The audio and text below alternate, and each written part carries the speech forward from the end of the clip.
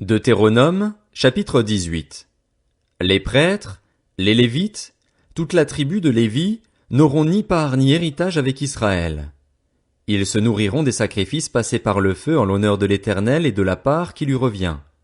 Ils n'auront pas d'héritage au milieu de leurs frères. C'est l'Éternel qui sera leur héritage, comme il le leur a dit. Voici la part à laquelle les prêtres auront droit sur le peuple, sur ceux qui offriront un sacrifice, un bœuf ou un agneau.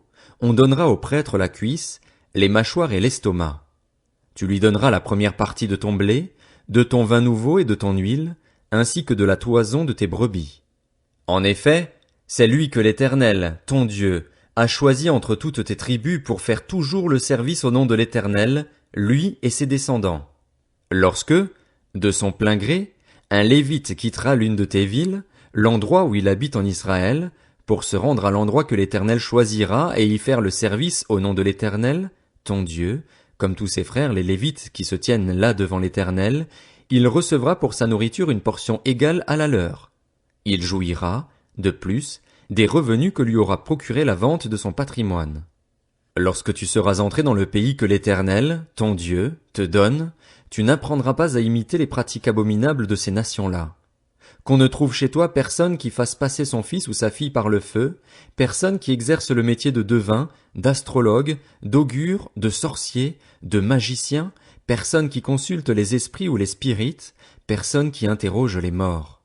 En effet, celui qui fait cela fait horreur à l'Éternel, et c'est à cause de ces pratiques abominables que l'Éternel, ton Dieu, va chasser ces nations devant toi. Tu seras tout entier à l'Éternel, ton Dieu. En effet, les nations que tu vas chasser écoutent les astrologues et les devins, mais à toi, l'Éternel, ton Dieu, ne le permet pas. L'Éternel, ton Dieu, fera surgir pour toi et du milieu de toi, parmi tes frères, un prophète comme moi. C'est lui que vous devrez écouter. Il répondra ainsi à la demande que tu as faite à l'Éternel, ton Dieu, à Horeb, le jour de l'assemblée.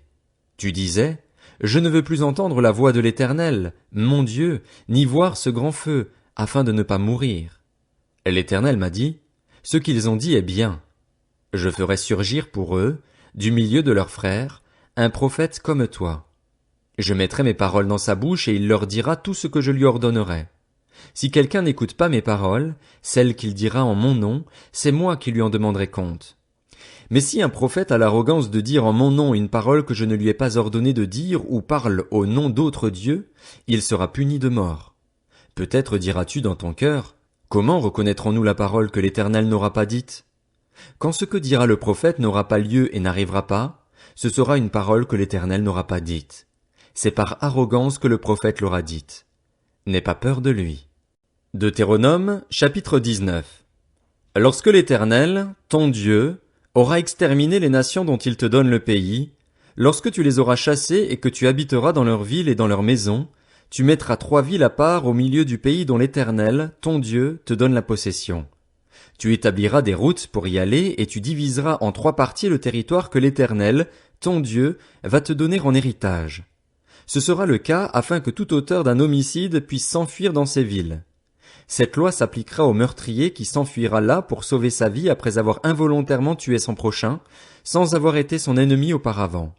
C'est le cas, par exemple, d'un homme qui va couper du bois dans la forêt avec un autre homme. La hache en main, il s'élance pour abattre un arbre. Le fer se détache du manche, atteint le compagnon de cet homme et lui donne la mort. Alors l'homme pourra s'enfuir dans l'une de ces villes pour sauver sa vie. Cela permettra d'éviter que le vengeur du sang, échauffé par la colère et poursuivant l'auteur de l'homicide, ne finisse par l'atteindre s'il y avait beaucoup de chemin à faire, et ne frappe mortellement un homme qui ne mérite pas la mort, puisqu'il n'était pas l'ennemi de son prochain auparavant. C'est pourquoi je te donne l'ordre de mettre 3 villes à part. L'Éternel, ton Dieu, va élargir tes frontières comme il l'a juré à tes ancêtres et te donner tout le pays qu'il a promis à tes ancêtres de te donner, pourvu que tu respectes tous les commandements que je te prescris aujourd'hui en les mettant en pratique, en aimant l'Éternel, ton Dieu, et en marchant toujours dans ses voies. Tu ajouteras alors encore 3 villes à ces 3-là, afin que le sang innocent ne soit pas versé au milieu du pays que l'Éternel, ton Dieu, te donne en héritage et que tu ne te rendes pas coupable de meurtre. Mais si un homme s'enfuit dans une de ces villes après avoir tendu des embuscades à son prochain par haine contre lui, Après l'avoir attaqué et frappé de manière à causer sa mort, les anciens de sa ville le feront arrêter et le livreront entre les mains du vengeur du sang afin qu'il meure. Ton regard sera sans pitié envers lui. Tu feras ainsi disparaître d'Israël le sang innocent et tu seras heureux. Tu ne reculeras pas les bornes de ton prochain, celles qu'ont posées tes ancêtres, dans l'héritage que tu auras au pays dont l'Éternel, ton Dieu, te donne la possession. Un seul témoin ne suffira pas contre un homme pour constater un crime ou un péché, quel qu'il soit, un fait ne pourra être établi que sur la déposition de 2 ou de 3 témoins. Lorsqu'un faux témoin se dressera contre quelqu'un pour l'accuser d'un crime, les 2 hommes en contestation comparaîtront devant l'Éternel, devant les prêtres et les juges alors en fonction. Les juges feront avec soin des recherches. Le témoin a-t-il un faux témoin? A-t-il fait une fausse déposition contre son frère? Alors vous le traiterez comme il avait l'intention de traiter son frère. Tu extirperas ainsi le mal du milieu de toi. Les autres en entendront parler et éprouveront de la crainte, et l'on ne commettra plus un acte aussi criminel au milieu de toi. Ton regard sera sans pitié, œil pour œil, dent pour dent, main pour main, pied pour pied. Deutéronome, chapitre 20. Lorsque tu iras à la guerre contre tes ennemis et que tu verras des chevaux et des chars, un peuple plus nombreux que toi, tu n'auras pas peur d'eux, car l'Éternel, ton Dieu, qui t'a fait sortir d'Égypte, est avec toi. À l'approche du combat, le prêtre s'avancera et parlera au peuple.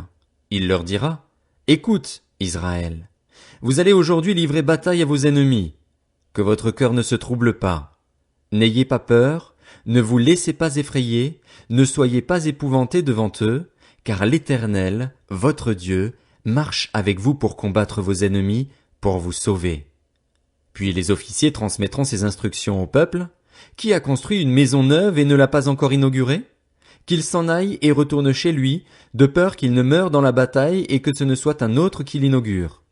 Qui a planté une vigne et n'en a pas encore joui? Qu'il s'en aille et retourne chez lui, de peur qu'il ne meure dans la bataille et que ce ne soit un autre qui en jouisse. Qui est fiancé à une femme et ne l'a pas encore épousée? Qu'il s'en aille et retourne chez lui, de peur qu'il ne meure dans la bataille et que ce ne soit un autre qui l'épouse.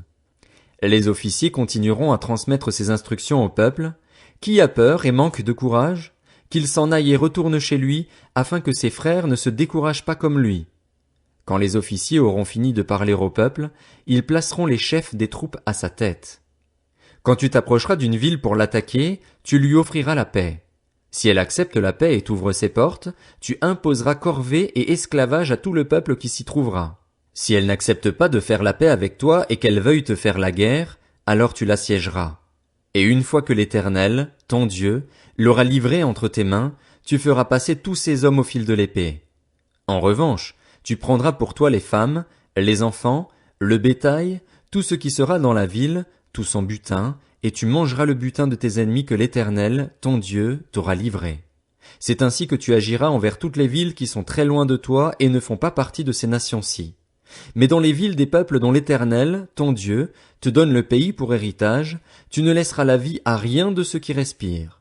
Oui, tu extermineras ces peuples, les Hittites, les Amoréens, les Cananéens, les Phéréziens, les Héviens et les Jébusiens, comme l'Éternel, ton Dieu, te l'a ordonné, afin qu'ils ne vous apprennent pas à imiter toutes les pratiques abominables auxquelles ils se livrent en l'honneur de leur Dieu, et que vous ne péchiez pas contre l'Éternel, votre Dieu.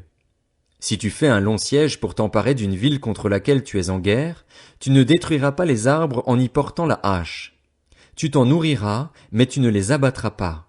En effet, l'arbre des champs est-il un homme pour être assiégé par toi?